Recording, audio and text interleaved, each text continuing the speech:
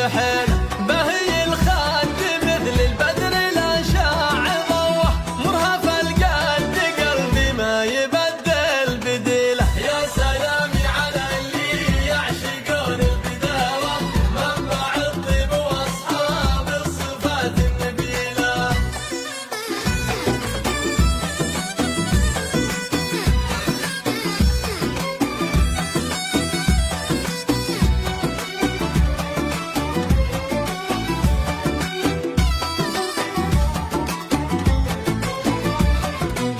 تهتفي حبها من العنا والقساوة من غلا حبها حبيت كل القبيل محل البعد ومحلى جوهم بالهداوة بين الأعشاب لا هل المطر من مخيله. يا سلامي على اللي يعشقون البداوة منبع الطيب واصحاب الصفات النبيله.